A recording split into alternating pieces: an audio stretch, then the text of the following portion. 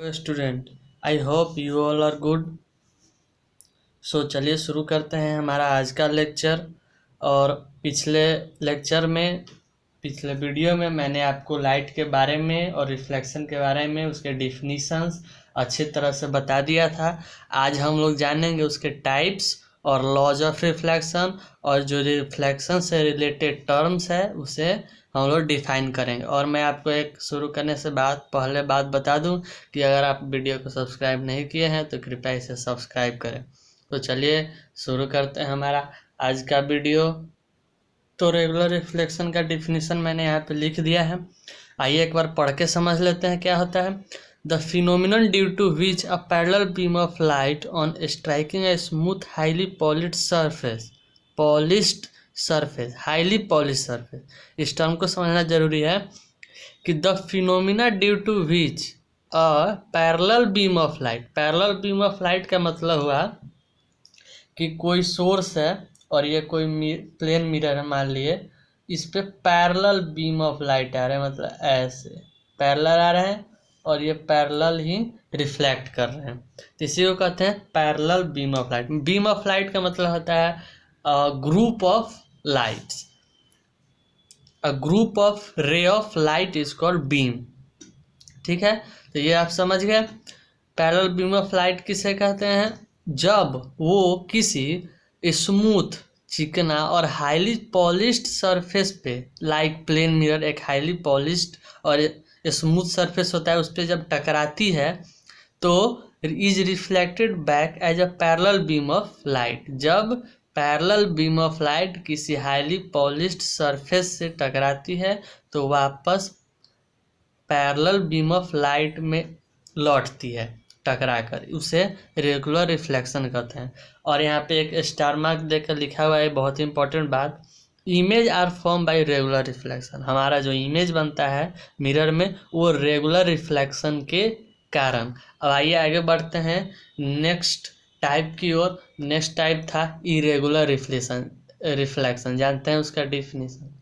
तो मैंने irregular reflection का और डिफ्यूज रिफ्लेक्शन, जो कि मैं बता दूं आपको कि इरेगुलर को ही डिफ्यूज रिफ्लेक्शन भी कहते हैं।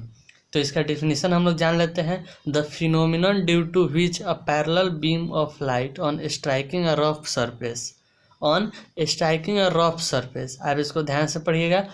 किसी रफ सरफेस को जब parallel beam of light strike करती है, उससे हिट करती है, तो आगे जानते हैं सच एज कार्डबोर्ड और अनप्लास्टर्ड वाल।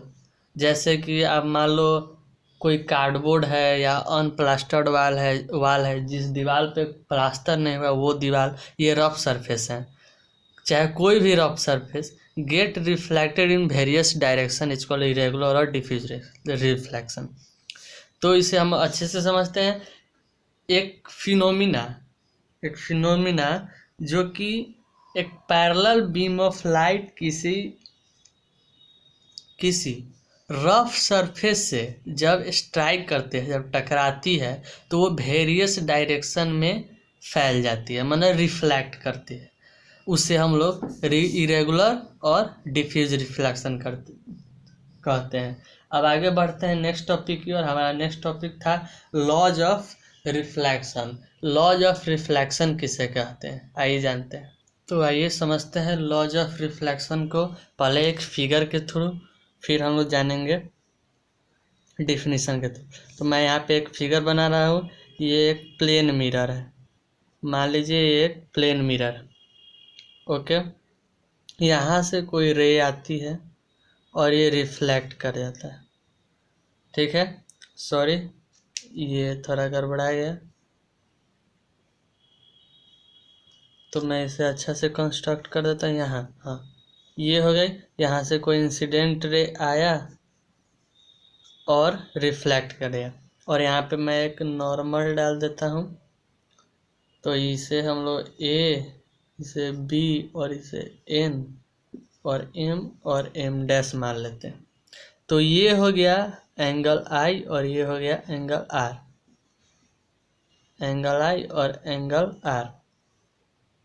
तो जैसा कि मैंने पिछले वीडियो में आपको बताया था कि इसे इंसिडेंट रे कहते हैं, जो कि कोई सोर्स से आती है किसी सरफेस पे और टकरा कर लौट जाती है, उसे रिफ्लेक्टेड रे। और जो दोनों को इक्वल पार्ट्स में डिवाइड कर दे उसे नॉर्मल कहते हैं, जो कि ये बीच में ड्रोन है। और यही नॉर्मल एंगल आई और एंगल आर को इक्वल पार्ट्स में बांटती है।